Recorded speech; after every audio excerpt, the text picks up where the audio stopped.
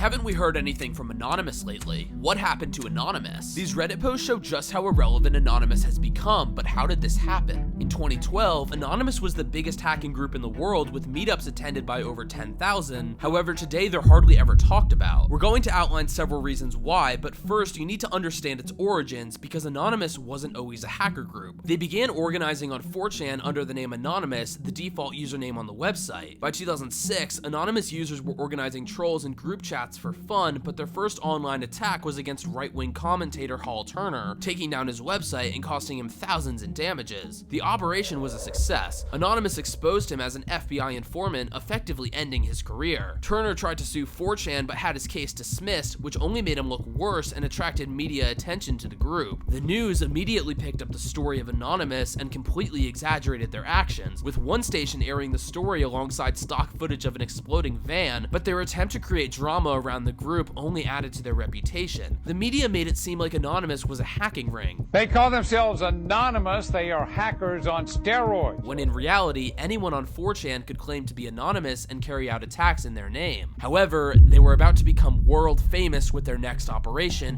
which took things to a whole new level. In 2008, Anonymous would declare war on the Church of Scientology in a campaign called Project Chanology. You see, the church had taken down a leaked internal video of Tom Cruise discussing his beliefs, which 4chan users viewed as an act of internet censorship. What followed was a campaign of attacks against Scientology's website, prank calls, and even a video addressing Scientology directly, in which they would call out the church for censorship. And with their brand evolving from internet trolling to legitimate activism, Anonymous would begin to become a vigilante, anti-authority powerhouse, wearing the Guy Fawkes mask as a tribute to the movie character V for Vendetta, who fought against authority. But this event marked a major turning point for Anonymous for another reason as well. What was once a small group of anonymous 4chan users had become a major media story, and this was the first time they went from online to IRL. Major protests were organized outside Scientology's buildings, and the church's response was abysmal. They issued legal threats and harassed protesters, which only energized 4chan more. However, despite this being a major moment for the movement, it was only the beginning of Anonymous's operations. In 2010, Anonymous launched Operation Payback in response to movie companies taking down pirating websites, which Anonymous viewed as censorship once again.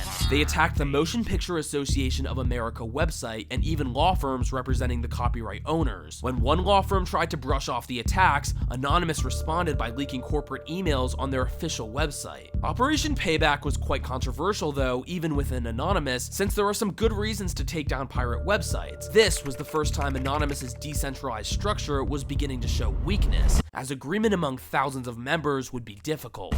However, by the end of 2010, Operation Payback would certainly not be controversial anymore, as it involved WikiLeaks. You see, after WikiLeaks released classified government messages, they were cut off by major banks and credit card companies, meaning they couldn't receive donations or fund their websites. Anonymous viewed this as an attack on free speech and organized a mass operation against companies like PayPal and MasterCard under the name Operation Avenge Assange, an offshoot of Operation Payback named after Julian Assange, founder of WikiLeaks. Anonymous launched DDoS attacks against some of these websites and made videos about their cause. However, the group was about to learn a valuable lesson the hard way. Arrests were made in several countries, as DDoS attacks are not necessarily legal, and the group was beginning to cross the line from activism to crime. Alongside this, a failed plan to take down Amazon was exposed by CNN, forcing Anonymous to save face with a press release beginning to show some signs of weakness. However, they were yet to reach their peak of popularity. In 2011, Anonymous would reach another turning point and become much more powerful. Introducing Lulzsec,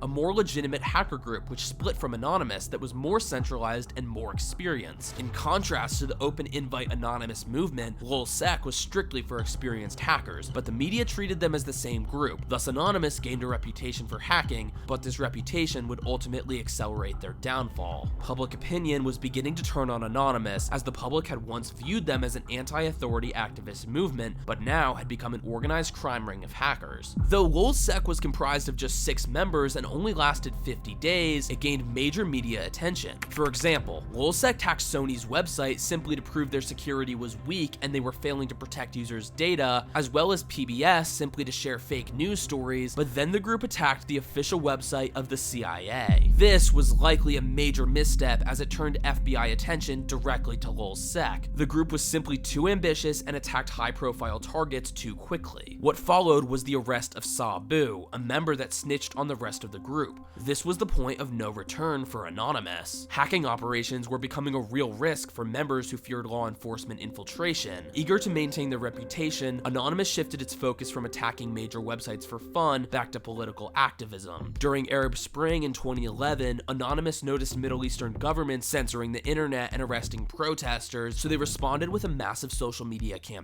Anonymous published instructions for civilians to bypass internet blocks in affected regions and defaced government websites. This changed Anonymous's reputation from hackers and trolls to pro-democracy activists. However, the limitations of Anonymous were beginning to show. Anonymous was really not powerful enough to stop government crackdowns or protect protesters, and while they were able to amplify their cause on social media, their role in the outcome of Arab Spring was quite limited. In 2013, at the peak of their relevance, Anonymous hosted the Million Masks March in cities around the world to protest internet censorship, but as their popularity would wane in years to come and arrests became rampant, the protest lost attendance. In the years to come, several small attacks were carried out against various organizations, including Westboro Baptist Church and Sony, but their relevance was fading. Though Anonymous thrived in its early days as a movement anyone could join, this would eventually lead to its downfall. Many joined the Anonymous cause simply for trolling, but had no connection to its original group members, and individuals looking for media attention carried out their own agendas in the name of Anonymous, so the group lost its cohesion and unified message. To make matters worse, the FBI began infiltrating hackers' group chats, and many became informants that foiled attacks, while many experienced hackers capable of carrying out large-scale attacks were arrested. So Anonymous was transitioning from a group capable of action to one reduced to small social gatherings. Ultimately, why would a hacker put themselves at risk by associating with such a high-profile group? Anonymous would end up relying more on messaging than action, and today their largest online presence is their YouTube channel, which posts low-quality conspiracy videos, completely disconnected from their original activism, messaging, and coordinated website attacks. Their iconic masks and "Expect Us" slogans still exist, but the organization that once terrified governments is over.